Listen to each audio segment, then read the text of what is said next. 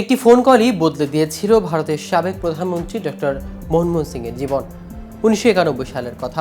তখন প্রধানমন্ত্রী হয়েছেন পিভি নরসিমা রাও। সোভিয়েত ইউনিয়নের পতনের ফলে বিশ্বের বিভিন্ন দেশের মতো ভারতেও বৈশ্বিক লেনদেন ভারসাম্যে ঘাটতি ও রাজনৈতিক সংকটের মধ্য দিয়ে যাচ্ছিল।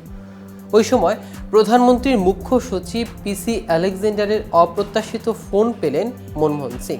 ওপাশ থেকে বলা হলো অর্থমন্ত্রী হওয়ার দৌড়ে তিনি সবার আগে রয়েছেন। আর এই ফোন কলই বদলে দিয়েছিল ভারতের সাবেক প্রধানমন্ত্রীর জীবন। মনমোহন সিংয়ের জীবনে এমনই নানা অজানা গল্প নিয়ে বিস্তারিত থাকছে আজকের প্রতিবেদনের বাকি অংশে।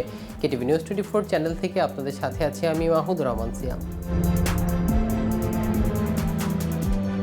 মনমোহন সিং তখন ভারতের বিশ্ববিদ্যালয় মনোজুরি কমিশনের চেয়ারম্যান।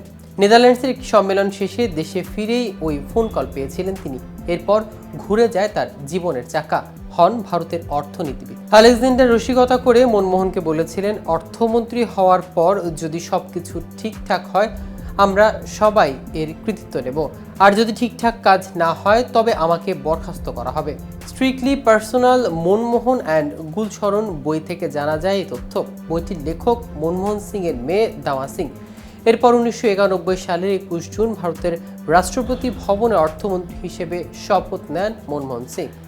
সেই শপথই ছিল ভারতের অর্থনৈতিক আমূল পরিবর্তনের শুরু। দেশটির উদার অর্থনীতির দ্বার খুলে যায় সে সময়।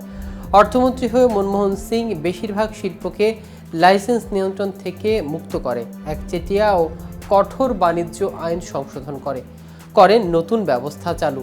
সরকারি খাতে একচেটিয়া ক্ষমতার অবসান ঘটায়। অর্থমন্ত্রীর দায়িত্বের মধ্য দিয়ে তিনি রাজনীতিকে সক্রিয় করেন। এরপর 2004 থেকে 2014 সাল পর্যন্ত টানা 2 মেয়াদে মনমোহন সিং ভারতের প্রধানমন্ত্রী হন। এই ঘটনা ছাড়াও দাওয়ান সিং তার বইতে বাবা মনমোহন সিং ও মা গুরশরণ কৌরের 1930 থেকে 2004-এর জীবনের নানা ঘটনা প্রবাহ তুলে ধরেন। মা বাবার সঙ্গে আলাপ এবং বিভিন্ন বই ও আর্কাইভ ঘেঁটে তিনি বইটি লিখেন। বৃহস্পতিবার রাতে দিল্লির একটি হাসপাতালে মারা যান 92 বছর বয়সী মনমোহন সিং। এর আগে শুক্রবার মনমোহন সিং এর স্মৃতিসৌধের জন্য জায়গা বরাদ্দ নিয়ে কেন্দ্রীয় সরকার ও কংগ্রেসের মধ্যে বিতর্ক শুরু হয়। কংগ্রেস চেয়েছিলেন মনমোহন সিং এর সম্মানে সেখানে তার স্মৃতিসৌধ গড়ে তোলা হবে, সেখানেই তার অন্ত্যেষ্টিক্রিয়া অনুষ্ঠিত হোক। কিন্তু তার বদলে অন্ত্যেষ্টিক্রিয়ার জন্য নিগমবোধ ঘাট বরাদ্দ দেয়া এবং এর নিন্দা করেছেন কংগ্রেসের সভাপতি মল্লিকার্জুন খড়গে শুক্রবার এ বিষয়ে প্রধানমন্ত্রী মোদীর সঙ্গে কথা বলেছিলেন।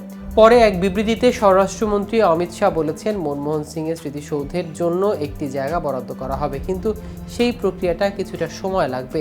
তার আগে শেষকৃত্য এবং অন্যান্য আনুষ্ঠানিকতা সম্পন্ন হোক, কারণ এই ব্যাপারে একটি ট্রাস্ট তৈরি করা দরকার। সেই ট্রাস্টকে জায়গা বরাদ্দ করবে কেন্দ্র। এদিকে ভারতের সাবেক রাষ্ট্রপতি প্রয়াত প্রণব মুখোপাধ্যায়ের মেয়ে মনমোহন সিং এর জন্য স্মৃতিসৌধের জায়গা বরাদ্দের দাবি করায় খার্গে সমালোচনা করেছেন। সামাজিক যোগাযোগ মাধ্যম এক্সে পোস্ট করা বিবৃতিতে তিনি অভিযোগ করেন, 2020 সালের আগস্টে যখন তার বাবার মৃত্যু হয় তখন কংগ্রেস একটি শোক সভাও ডাকেনি। কংগ্রেস একজন প্রবীণ নেতা তাকে বলেছিলেন, ভারতে প্রয়াত রাষ্ট্রপতিদের জন্য স্মৃতিসৌধ করা হয় না। দর্শক, আজ এই পর্যন্তই। সারা দেশে নিত্য নতুন সকল আপডেট পেতে কেটিভি নিউজ 24 এর সাথে থাকুন। ধন্যবাদ সবাইকে।